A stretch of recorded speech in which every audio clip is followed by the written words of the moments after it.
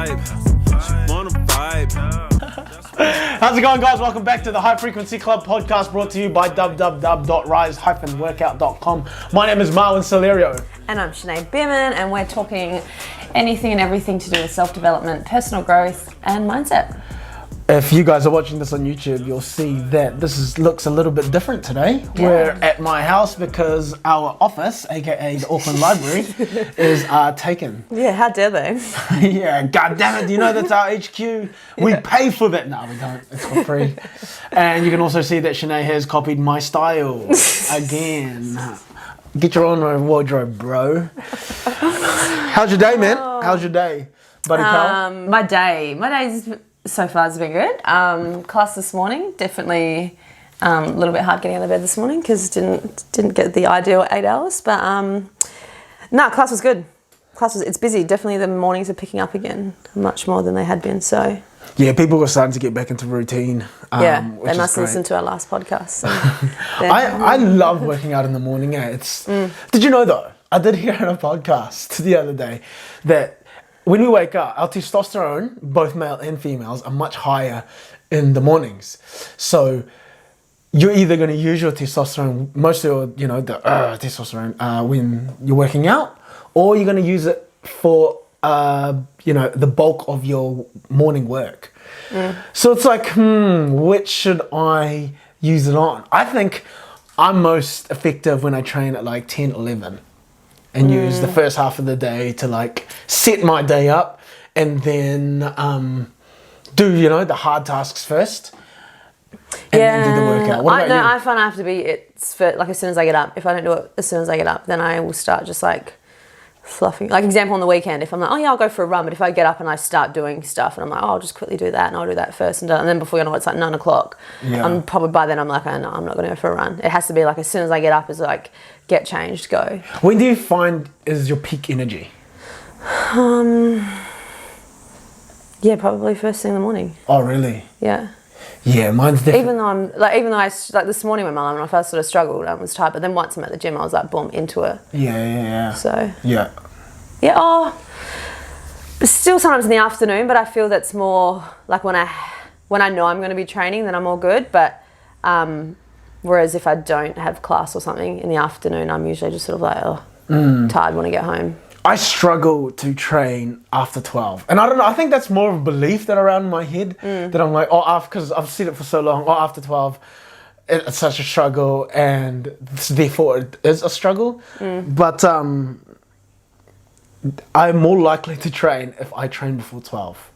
Yeah, after 12, I'm like, there's so much to do, there's so much more friction in between. Yeah. Unless I'm teaching. It's easy. That's what I find.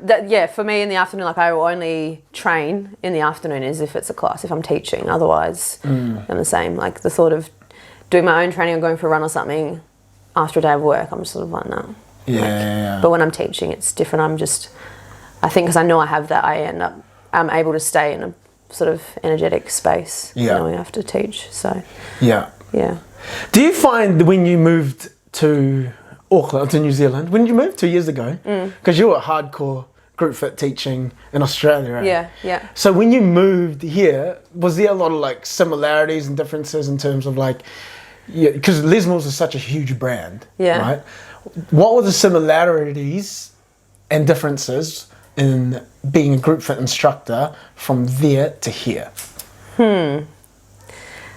Probably more differences, if I'm honest. I think I was surprised by almost somewhat like I just expected the standards to be ridiculously high here, just because I assume like it's the home of Les Mills, therefore standards are going to be like boom. So I was quite shocked. I remember my first time just team teaching to try and get on the books at Britomart.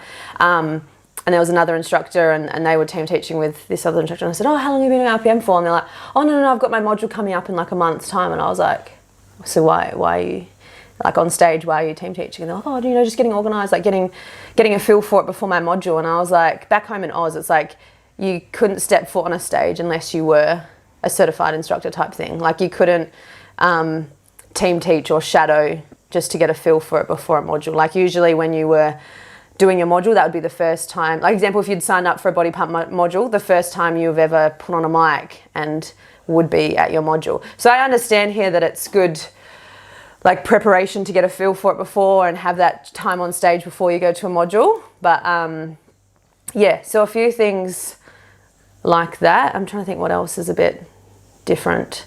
And we're probably quite like hardcore, almost like anal in regards to the coaching module in Oz. Almost probably too much. I think a lot of us instructors probably get too caught up in the coaching module and being very technical and sort of forgetting to just be yourself. So that's been, I think, a struggle for me that I feel I've developed a lot more in this last couple of years since being here. Learning to sort of let go of all that sort of stuff and just be myself, because at the end of the day, people aren't going to remember your awesome layer twos. They're going to sort of more remember how you made them feel. So yeah. So you're saying like in Australia it was actually more stricter in terms of who got to become an instructor, and also more stricter in terms of like the technicality of process of being an instructor. Well, in my experience and at my gyms that I was at, because I know there's been instructors from here that when they've gone to visit Melbourne or Sydney or whatnot, they might have gone to a gym and been like, oh, I went there and the instructors were crap or this, that, the other. So yeah, I'm not saying like across the board in Australia everywhere would be like that, but yeah, particularly the gyms I taught at, that was like they had a pretty strict like process with that kind of stuff. And then even in regards to once you become an instructor, it was very kind of a strict process from there. Like usually, yeah, you had to have a gym someone endorse you and had to already have like a mentor lined up, so that had to already be like sort of sorted. So then that once you did your module, then you were with your mentor, up until you then filmed your class usually and sent it off to be certified. And then from there, usually sort of like a process for upskilling in regards to then like a tiered pay system as well. Like you couldn't just be like, yeah, I've been teaching for a year now, like why can't I be on however much a class? Like it was like a system of like, once you've done this, then you can progress to the next tier type. How long have you been teaching for? This will be my 9th year. Oh wow, so almost a decade. Yeah. So there's a lot more like hoops to jump through in Australia. Is that what you're saying? In terms of development and also pay. And it was definitely, I think having those clear standards, you kind of knew where you I guess sat or were placed in the grand scheme of things, and you generally, most people wanted to upskill. It wasn't just like there's an upskilling, meh, like if I'm free I'll do it. It was like you did do those things because you knew why and you wanted to be better, I guess. Whereas I find here as well, there's always the opportunity for education and upskilling, and I just get the general vibe, not from everyone, there's still a lot of instructors here that I do know live and breathe it and want to always improve and be better and learn more, but there's a lot of instructors that are sort of like, oh yeah, no, I'm busy that weekend, so just like in regards to workshops or education, things like that are like, take it or leave it. Whereas back home it was like you did not miss an opportunity for an upskilling or for an education session. You were like, I'm there. So what's the difference there? What does Australia have that we don't have here? I don't know, maybe, yeah. I think it comes down to, at an individual level, it's just like that own instructor's passion and drive and why they do what they do, and why, for most people, if you're doing something because you love it, you want to be the best at it, or you want to be better at least. You always want to be developing and growing and learning more and to perfect your craft or get better at it.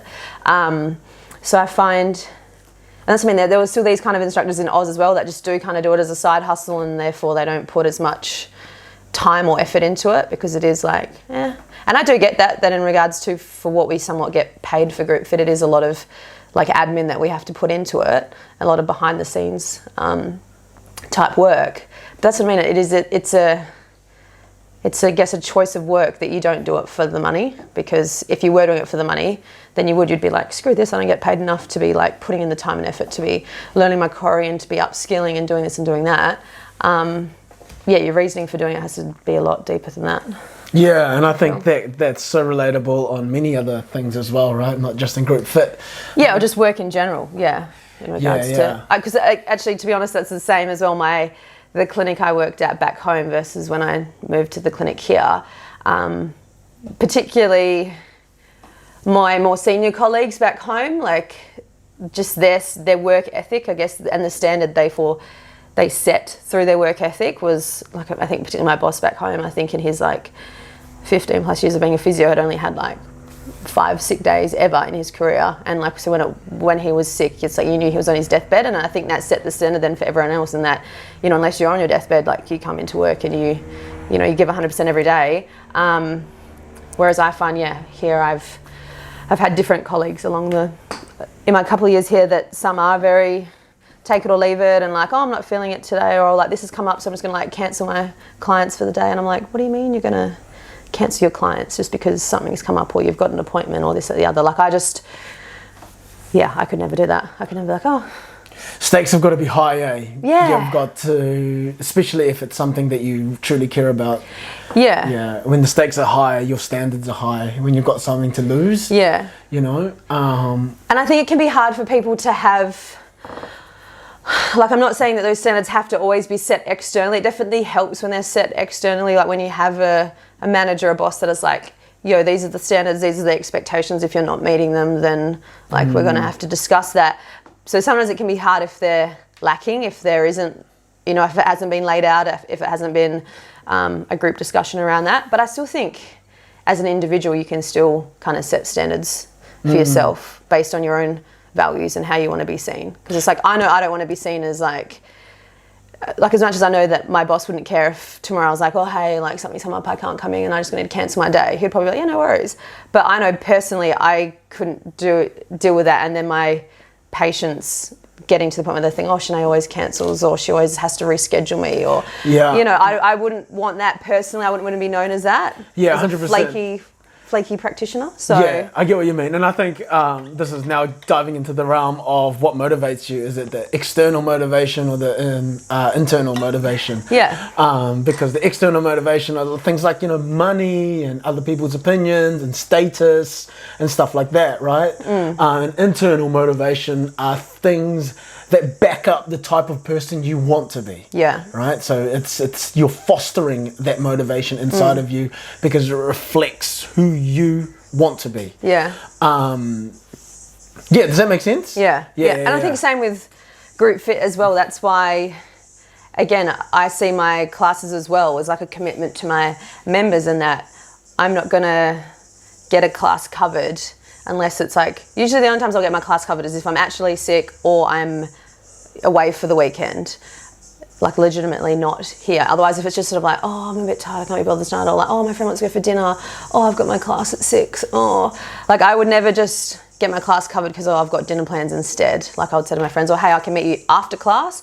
But because again, that's just, I wouldn't want to be getting my class covered willy-nilly to the point that my members are like, oh, Shenae's so inconsistent. We never know if we're having Shenae or if we're having a cover or da-da-da, because then that's not, again, good for my rapport with my members. And then that's not going to help with them. Because again, you're somewhat setting the standard. And I think if I'm hit and miss with my appearances at the gym, then they're probably going to be hit and miss as well. Yeah, for Whereas it's like if you're in day out and you're giving 110% every time, then they're going to feel obliged to do the same. Yeah. So yeah. It sounds like to me that you internally know how you want to show up, therefore you're there. Yeah. What do you think people,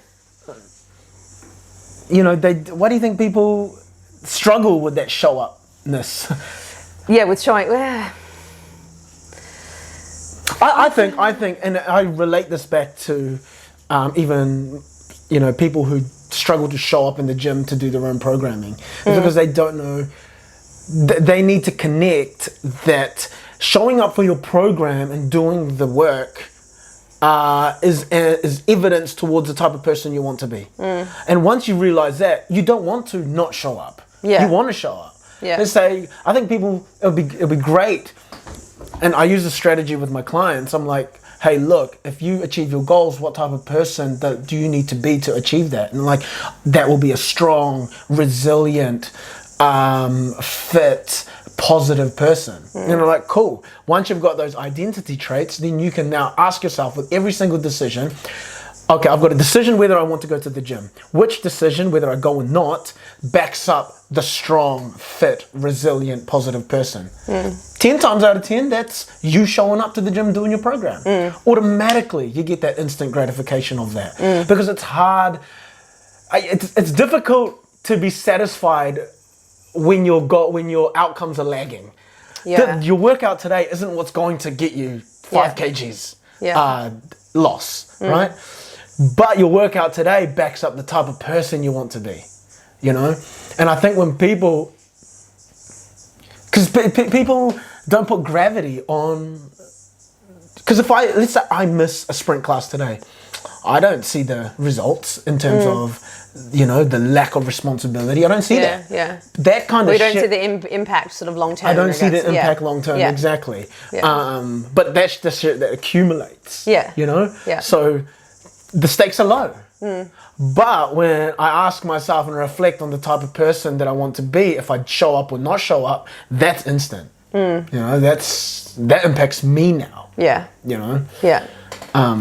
I feel, for some people, like you said, it's maybe not having that, not realizing probably, especially like as an instructor, not realizing the impact and influence you have on your members. So by you either rocking up late or like rocking up just on time and being flustered and forgetting your choreo and it's all those little things that, like as a one-off, it's probably fine, but it's like if you're consistently doing that, if that's consistently how you're rocking up and you're delivering sort of a half-ass experience, like then that's what they're going to associate with you as, like, oh, you're the instructor that rocks up like on the dot and always stuffs up their choreo and And I think that's where I always remind myself is like, that's not what I want to be associated with. Like, that's not what I want to be seen as. And so that's why there are times the day before class where I'm like, oh, I need to kind of go over my choreo, and I think, oh, I can't be asked. Like, and I think, well, Shenae, if you don't go over your choreo now, like your class is tomorrow, you're not going to know it or whatever. So it's like, you just put in the time and the effort, knowing that if not, it's going to compromise your performance later. So yeah, I think, whereas I feel for a lot of people, it is just, they feel they're ticking the boxes. So like, that's why they do just, you know, night before, flick over my choreo, yeah, all good. And they get through class thinking, oh yeah, sweet, I nailed my choreo today. That was all good. And I'm like, that shouldn't be your, if your standard as to how you're measuring your class is like, I nailed my choreo today. Like, that's a pretty fucking low standard in my eyes. Like, so, which I think that's already, I feel, embedded in the coaching module. Like, that it is, it's like, that's a kind of a given. So it's like, you should always, that doesn't mean there's always things to be working on. There's always things to be improving and bettering yourself on. And like I said, not just in the group fit world, but in people's training and at work. If you're just kind of going through the motions, you're definitely not getting as much out of it, and probably not giving as much as you could be to those around you. Yeah, and I think I can relate to that as like a performing artist, you know, an actor on stage, because that's how I see group fit for me. For me, it's a performance, and that's how I connect it with myself, you know. If I go up on the theatre stage and I just know my lines and my blocking, not good enough. Yeah. You know, you're just going through the motions. Yeah. That's the absolute lowest standards of all time. Like, there's many rehearsals where the directors will be like, you come into the first rehearsal knowing your lines already. But some, you know, and there are other times where it's like, oh, you can learn your lines as you go. But in the super professional fields, it's like, no, you should have learned your lines well before. Yeah. You know? Yeah. You don't come in here developing yourself here, you know, we're developing the story here. Yeah. And I think, for me, whether the audience is in group fit or whether the audience is in the theatre, I have this huge sense of gratitude and obligation that these people have spent money to come see me. Not just me, but like the team as well. Have come to see the story, have come to see the performance, has come to feel something, right? To leave with something. So for me, my standard is that I've got to deliver that at, you know, it's the best way I can. Otherwise, I just don't feel good about myself. You know? I'm not here to tick the box. These people are investing time and energy into me. you know? Well, that's the same as the gym. I think people, again, they're either first thing in the morning, they're setting their alarms to get up to come to your class, or in the afternoon when they finish work, again, they could be going home or they could be going out for dinner, but instead they've been like, I'm going to get to the gym and I'm going to go to so-and-so's class. So it's like they're taking time out of their day to come to your class. So it's like the least you can do is like be on time, be present, be organised, know your shit, like give a good experience. Because it's like, if you're kind of,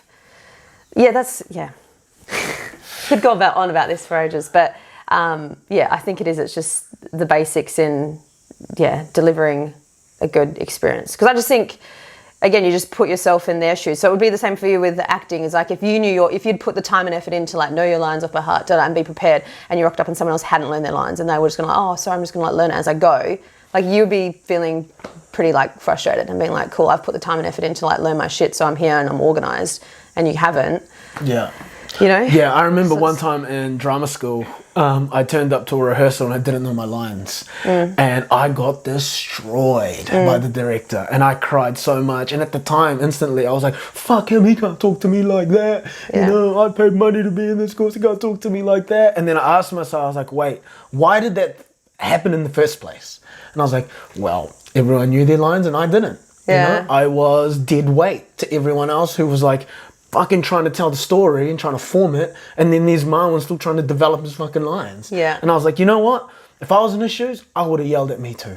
Yeah. You know? And just that feeling of inadequate, you know, inadequacy, whatever, that was a big turning point for me. I was like, never again. Well, I'd be dead fucking weight. Yeah. You know? Yeah. Yeah. No, I don't want to say traumatizing, but definitely an intervention. Yeah. Certainly an intervention. Yeah. And it only takes, that's what I've found, and it only takes me now and again to have those, like I said, not everyone's perfect. You are going to have classes or times where you're not on, that you are either running late or you've forgotten your choreo, but like I said, as long as they're few and far between, it's not a big deal. But I'm talking like consistently, those things are not great. And that's what I mean, for me, it just takes me one class to like forget something or whatever. And even if it's not an obvious stuff up in my core, I'm still kind of like, Shenae, like, you weren't on today. Like, you need to, straight away, it's like, review, go over it. And I'm like, don't let that happen again. I think a little bit of a thought experiment, you know, and again, it just relates to me so much for acting, and me as a group fit instructor as well. I think when people see someone on stage, they think it's cool. So that's an external motivation for them to want to be on stage because they think it's cool. So they do go through that process because they want to be cool. And it's like, cool, I'm on stage now, I've ticked off the cool. Not understanding that like there's so much that goes underneath it, you know? Again, the internal, the identity stuff. But once you've ticked off that external motivation of cool, you subconsciously think that you're done. Yeah. And you just got to rinse and repeat this, rinse and repeat this, rinse and repeat. Yeah. You know what I mean? That's probably another thing that's, again, different in Oz to here, in that here there's a lot of, not necessarily poaching, but like I know here they used to have, I don't think they've had them in a while, but they used to have tryouts to be an instructor and stuff. Auditions, auditions, or otherwise like managers or whatever would be like, hey, like you'd be a great instructor, like have you thought about doing this? Like sign them up for a module, without the person really, they'd be like, oh yeah, like I go to RPM all the time, I do love it. Yeah, maybe I could be an instructor, without probably fully grasping it. Whereas in Oz, there's none of that like tap on the shoulder, hey, you should be an instructor. It's like you do it yourself type thing. Like I remember when I think I'd had an instructor say, oh, have you thought about it? And I was like, kind of, but not really. And so all she said was like, oh, this is the Les Mills website, like have a read, have a look. So I like, again, researched it myself, looked into it, read what was involved with module and doing it. It wasn't paid for by my club, like I had to pay for it out of my own money. And then I remember, I think for my first module, I don't think I had a mentor like this. The gym that I was going to at the time were like, oh, yep, you can put our name down, but then that was kind of it. So it was all very, like nothing was sort of like handed to me. Like everything, it's like I had to work for it. And I think that was a good way of somewhat weeding out the people that weren't 100% committed, because it's like you had to put in the work to get to the point where you would get an opportunity to just get covers, let alone a permanent class. Whereas I feel, again, people here as well, it's like sometimes it's desperate. It's like, boom, here you go, have a class before they're even certified or whatnot. So, yeah, I think that's another thing that sometimes people are just asked to do it without first working out their why. Like there's not a clear why as to why they want to do it. There's just a bit of, I got asked. Like someone tapped me on the shoulder and said, you'd be a great pump instructor, so here I am at my module.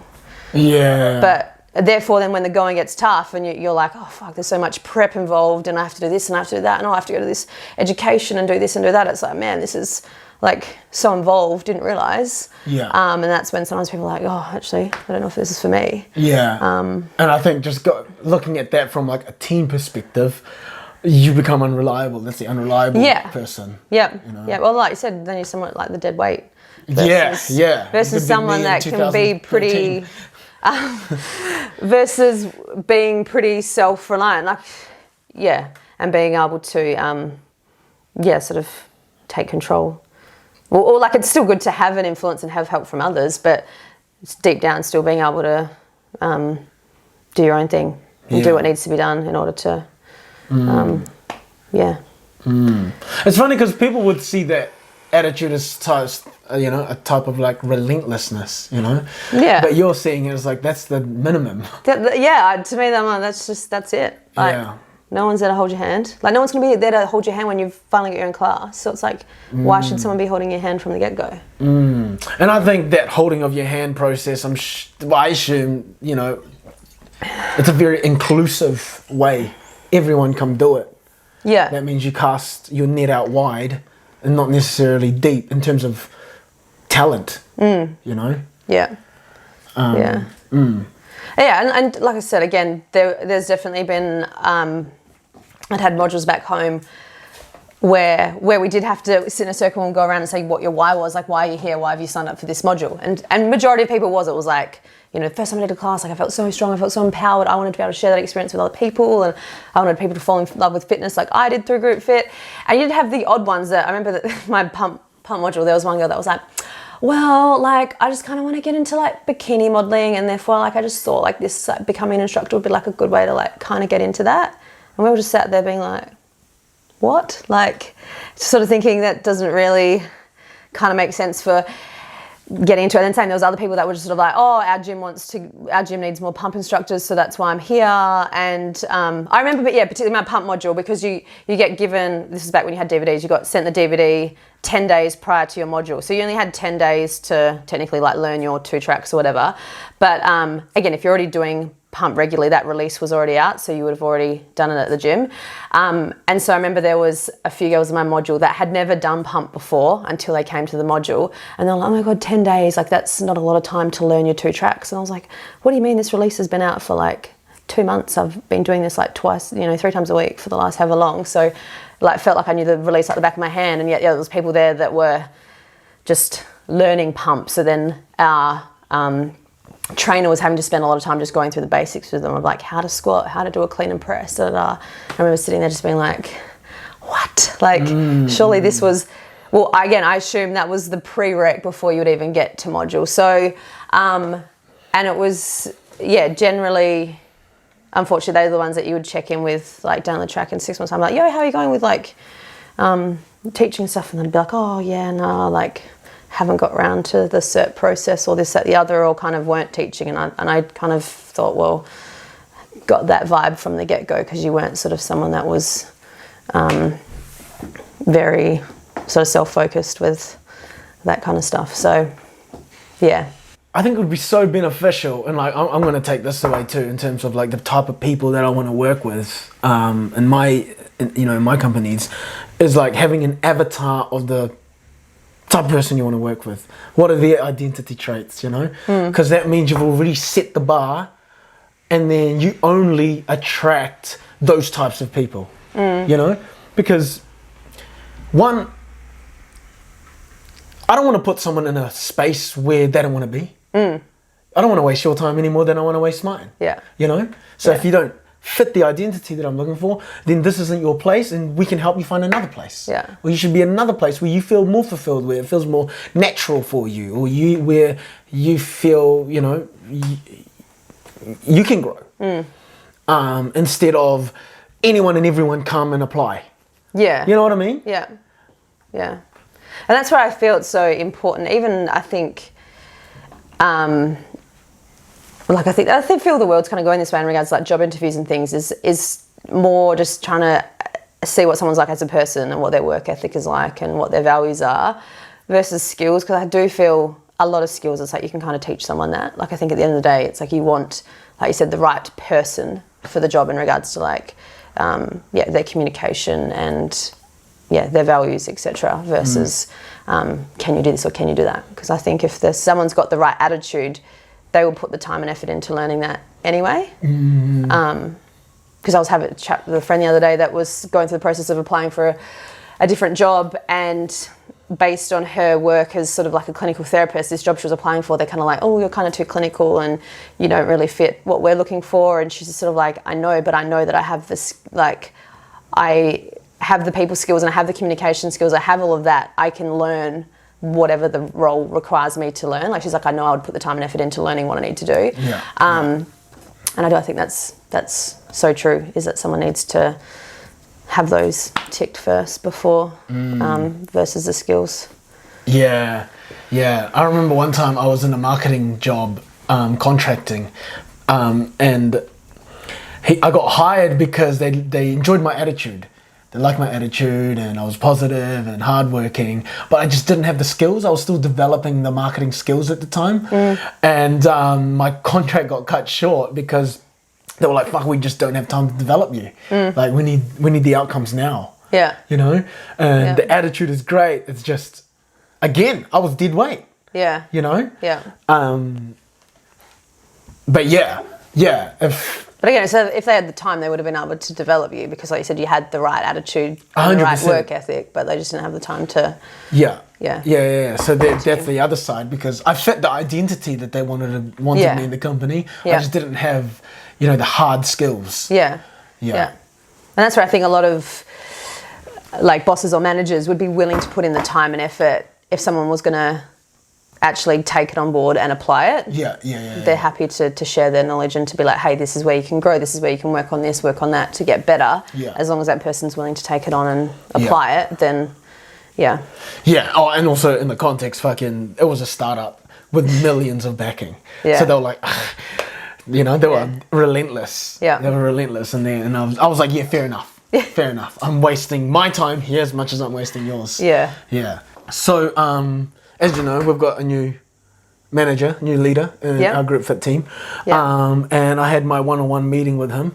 It was only supposed to be 5 minutes, but man, it turned out to be 30 minutes. And he shared something with me that like next leveled my journaling.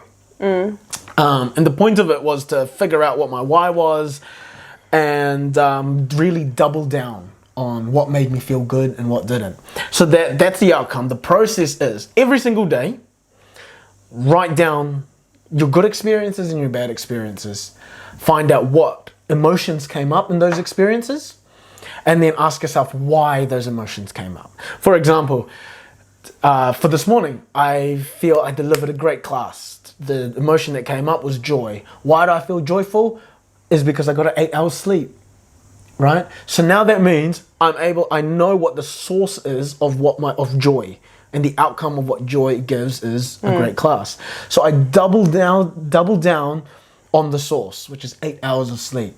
And then you can do that with all negative stuff too, so you can avoid. So it's all about really pinpointing what makes you feel good, what works for you, and what doesn't. And then putting all your attention on the things that make you feel good. And he said that doesn't necessarily mean you're not going to have bad days, but you can always see the positive or the learning of that negative experience.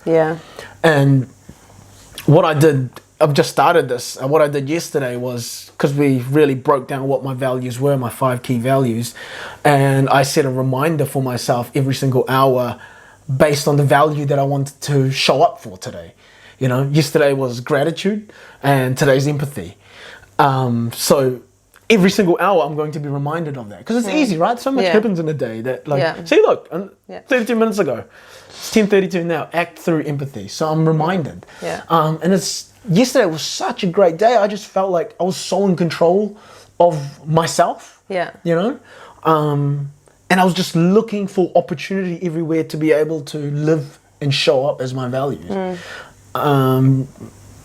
man, it just goes back to putting intention into my attention, you know, bringing the subconscious into the forefront of my mind. Yeah. And it just feels so good. I feel in control. Yeah. You know? Yeah. Yeah. How's your journaling going? You use an app, hey? Because I'm old school. I use paper. You use an app. I once found when I would journal that because I would want to be writing so much, and I'm not used to writing, then I'd get a sore hand. But also because I just couldn't be bothered, that I'd end up sort of shorthanding and then wouldn't be writing like as detail. So yeah, I use an app that it's just because then it's easy. I can like type however much and write an essay without it taking that long. But yeah, when you were saying about that with writing out about positive experience or negative experiences and the emotion you felt and therefore, and what sort of triggered that, that's what I think I've realised the other day when I was flicking back through an older journal where I was, and that was during like a dark time, and that's when it's sort of good to look back and see what was happening and therefore why you were likely in that dark space. But I think so often people, like you said, don't journal in the good times, and then when they are in the dark times, it's hard to get out of that because you kind of can't really remember what you were doing or what you were prioritising when things were good. And that's why I think it's so important to sort of try and stay consistent even when, because that's what I know I'm bad at, is when things are good, I'm like, sweet. And that's when I get a bit slack on my journaling because I'm like, oh, life's good, this or the other. And then it's when you sort of go through a slump that you're a bit like, meh. Like, I swear I wasn't feeling this crappy like the other month. And then you kind of think, what was I doing the other month? And you can't remember because you weren't journaling. But like whereas like you said, you look back and you think, oh man, I was like onto my sleep. Oh, I was going for a walk every day. I was listening to 3 podcasts a week. I was reading a book. I was doing this, I was doing that. And that's when you're able to be like, oh, those are the things that I was prioritizing, and hence I was probably feeling good. So yeah, a bit more consistency with that is what I need to do. Yeah, I love that idea of being able to just dip into the source of your, joyful, of your emotions. Being able to dip into the source that you can reflect back when you need to. That's what I think it's. And then same when you're having a shitty day, because I think so often you can be like, oh, I was having a shitty day because this happened or that happened. But like you said, if you sort of a bit more mindful of like, I had a shit day, didn't have a good night's sleep, missed out my training session, again, you'd be able to see the things that potentially kind of got you into a, busy day, didn't get time for this, blah, blah, blah. And then you can kind of see where maybe you've started to taper off with those things, and that might be what has sort of caused you to get into a slump. And then you're able to, again, look back and think, oh, that's why I got into a slump, and this is how to get out of it, type thing. Yeah, and on the other side of that coin, we both listened to that Matthew McConaughey podcast. He said, I don't journal to remember, I journal to forget. And I think by writing down your experiences, whether they're good or bad, really breeds a sense of detachment from them, So you're able to, put down, let's say, a negative experience and move on from it, because it's out of your mind and out of your body. Yeah. So much of us, including myself, I used to hold on to so much shit. And it wasn't until journaling I was able to, it's a physical form of detaching from them. Yeah. Yep, otherwise you get caught up in your head if you're trying to sort through stuff. Mentally. It just gets messy, gets tangled. Yeah. The brain can only handle so much, so it's got a capacity. The more clearer my mind, the more effective I am in all areas of my life. Rest, recovery, training, communicating. Imagine having like 10 different tabs in your head while you're trying to talk to someone. You're not present, Yeah. That's what I've found lately, almost going back to Grit Fit. In regards to being present, I get this at one particular club and just generally one particular class more than others, which I think it's a club that gets probably a younger demographic. So, and again, when I get to class, I'm there early, set my stuff up, music's playing, and I'm present from the get-go. So it's like, and when people are walking through, I'm like, hey. And this happened the other night. I was at class and I looked up, and the 10 people that were already there were all just like on their phones scrolling. And part of me was like, it's cool, it's pre-class, but then getting into class, and I'm like, finally on the mic, and I'm like, okay, cool, we're going to get underway. And people still just on their phone. I'm kind of like, it's 45 minutes. Like, put your phone down. It's anything can wait 45 minutes. Unless you're a doctor or someone that's on call, I just think, but just seeing how, again, attached people are to their phone and their inability to be present in a workout for 45 minutes. And I just personally always feel that you're not getting the most out of a workout or any interaction if you're not 100% present. Well, I think that comes down to you as the, focal point, right? What can you do to help connect people before you even put on that mic or before you even start track one? That's what I mean, like, well, that's what I was trying to do, like, as people come in, I'd be like, hey, try and get their attention, but there's a lot of them, they're already walking in, like, on their phone, so they're not even, and I find when I do, if I try and comment on it or whatever, it's like the ones that, because they're on their phone, they're not listening anyway, so I've thought, like, maybe need to just scream, yell, get their attention somehow, that they're like, whoa, what's going on type thing, versus just the usual, like, hey, welcome, blah, blah, blah. Yeah, for me, the reason, like, if I'm in a public setting, whether it's in a group fit class or maybe it's a party, and I don't know anyone, I've come to this public space by myself, I'm on my phone because I'm anxious. I'm trying to distract myself from being connected because I don't know anyone. Yeah. So I can empathize with that. Yeah. Right? So for me, I'm feeling, as a person, I'm on my phone in a public space because I'm feeling disconnected. Yeah. So I guess the antidote to disconnection is connection. And you're the focal point. It's your job to do that, right? Yeah. You're being paid to do that. Yeah. You're showing up, Yeah. right? They come here for you. Yeah. So I don't know. Yeah. No, I get that. I get that perspective. Like I said, I just find it a little bit that it's just this one particular class I have. All my other classes, I don't have that issue. Like, no one's ever on their phone. Everyone is, as they come in, they're already, like, we're already engaging. Like, as soon as we locked ours, it's like, hey, da da da, and then we're yapping, and we keep engaging, and everyone else is yapping. Yeah. And until it's almost, if anything, then it's like you got to try and stop people from yapping when you get into class. Yeah. But, yeah, just this one particular class I have that. I I can empathize with that because I had, last year, I have a morning class and people were just, and these are excuses that I was telling myself, people are just waking up, they're not, and I found as an instructor and performer, I wasn't connected to my audience and my audience wasn't connected to each other until like track 2. And sometimes it would be like mid-class. That's fuck. Yeah. Mid-class, it's 15 minutes. What was I up to in the 15 minutes before? Yeah. So I was like asking myself, how can I connect them more? Right? Because as well, like when you're connected with everyone, everything elevates. The energy elevates. Everyone has a better time. Yeah. So for me, a strategy that I started to use, I've only started to use this week actually, is go around fucking fist pump everyone. Hello, good morning, thanks for being here. So I show up a little bit earlier to the class. And also point out, like, if, let's say Richie is in the front and he's going hard on his sprint, that's it. Well done, Richie. This is the type of sprint that we want, and this is the type of sprint that we need. Now, everyone knows who Richie is. So next time when they come in, it's like, hey, Richie, what's up? Yeah. Hey, this is Dave. Hey, this is Paul. Now they're starting to get connected a little bit more. That's only if Richie likes to be yelled out, though. Not my responsibility. My responsibility is to give a great class. Yeah. Whether Richie likes it or not, that's on him. Well, I mean, if he's up the front. If he's up the front and you have that relationship with them, I think it's fine. But it's I can't let fear stop me from giving the best performance that I can. Yeah. I can't be thinking in my head whether Richie likes us or not while I'm mid-class trying to give the best performance I can. I have no time for fear. Yeah, I'm not saying that. But I'm saying, like, versus someone that's, like, hiding in the back corner.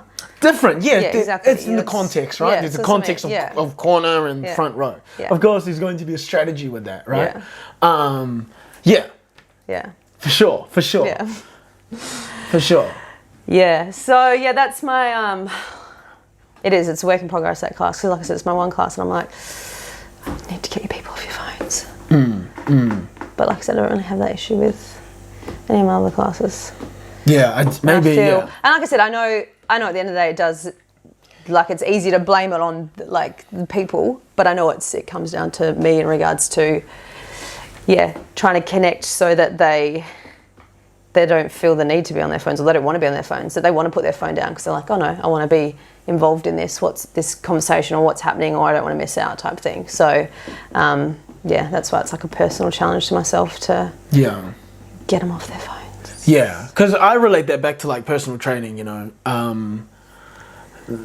hear sometimes people saying, oh, my client never listens, or my client's getting no results, fuck, they're not doing what they're told. And I'm like, that's on you. I've gone through that too, where clients don't listen, don't do what they're told, and I've thought that, the client just doesn't want it. Yeah. But once I started taking accountability and responsibility that I was actually not communicating it in a relatable way for them to understand, and there was less friction between me, my message, the client, and execution, then they started to get the results. And I was like, oh, it's always my fault. Yeah. It is always my fault. Yeah, 100% accountability. Yeah. It's not working not because of them or anything external. It's not working because of you. And sometimes there actually has been a time where a client has been not listening to the point where I'm like, okay, 100% my fault. I am not the trainer for you. Yeah. Yeah. You need something else.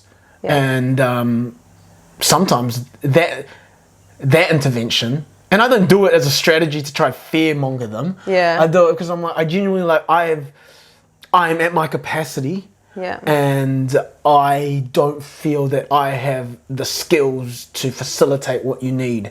And I don't want to waste your time any more than I want to waste mine. And even just in that moment, I've had a client be like, no, I'm listening. I'm going to do what I'm told. Yeah. And I was like, are you sure? Like, again, I'm not doing this to scare you. I genuinely don't. Yeah, but I guess there'd be an aspect of that. Like I find that with patients as well, if they come in and they're like, oh, you haven't done my exercises, and I'll be like, oh no, that's all good. Clearly I didn't communicate like the importance of you doing your rehab and doing your exercise in regards to you getting better, or maybe I didn't give enough structure or clarity around what you were needing to be doing and how often you needed to be doing it, and da. And usually they're, oh no, honestly, it's just on me because I didn't put in the time, and straight away they do. There's almost a little bit of a sense of guilt there, which I know then is probably going to make them more likely to prioritise their rehab. But generally I still think if I've just brushed over it and been like, oh yeah, make sure you do these few exercises, at the end of a session, that's why they'll probably come back and be like, oh no, actually, sorry, I forgot to do those exercises because I probably didn't drill in, like, this is the most important part, this is what you need to be doing. Yeah. Type thing. Yeah. I think it's so important as fitness professionals to be always constantly asking for feedback from our patients, from our clients. What can I do better to get you to where you want, more efficiently, to get to fulfill the need that you've come into this space for. Yeah. And I think that comes down to, for me, my values is just gratitude and opportunity. This person has spent premium money to be here with me, to connect with me, to learn something from me. So I've got to be able to facilitate that in the best way possible. Yeah. Yeah.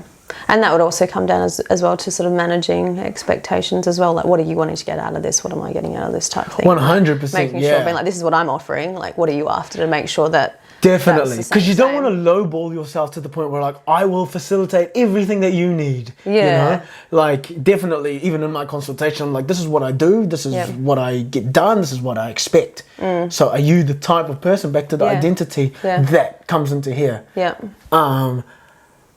Because if not, then at least I can, at a higher percentage, help someone that is fitting that, because that's what my skills are suited for. Yeah, because then you're both more likely to be successful. Exactly. There's a synergy. There has to be a synergy between me and my clients. Yeah.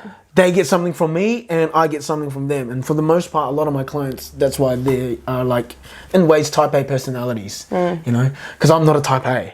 Yeah. They're entrepreneurs, doctors, very fucking straight up, high achieving, successful people. And the type of person the type of people I want to gravitate around for my own career. And I've got the skills to help elevate their health, to back up their career, business. Their day-to-day. Exactly. Yeah.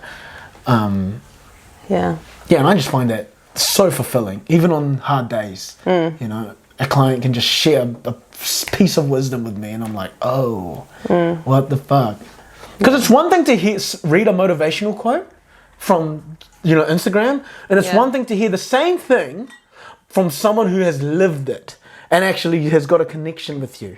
I find, like, some of my clients say some stuff, and I'm like, I saw that on Instagram, but this hits different. Yeah. You know? Yeah. Well, I guess that's Yeah. pretty much us. That was That a was a good, lot of yarning. a lot of yarn and good high energy. Sometimes not heated, but it was good. It was good. Yeah. It was good. Standards, we need them. Oh, standards are extremely important. Yeah, they give you something to work for. Without a standard, everyone is a fucking lazy bum. Yeah. Well, you just do the bare minimum. You do what you have to do. Yeah, yeah. Yeah. Set a fucking standard. And set it for yourself, even if it's not been set externally. Figure out the type of person you want to be. Be seen as, yeah. Yeah, and show up as that, because that is where you will also start to really find what your purpose is. Yeah. Even if your boss or your manager or your colleagues or your friends are, again, doing the bare minimum, doing what they have to do to get by. Yeah. Set a standard for yourself that you're like, nah, this is who I want to be seen as. This is who I want to be. Yeah, this is how I want to show up. Yeah. Yeah. Hard. Awesome. That's us. Check us out at the High Frequency Club. Follow, like, comment, talk to us, comment, message. Let us know your thoughts either on our podcast or if you've been listening to other podcasts, what you've been consuming. What you enjoy hearing about, listening to, let us know. Another one in the books. Peace out. Have a good week. That's a vibe.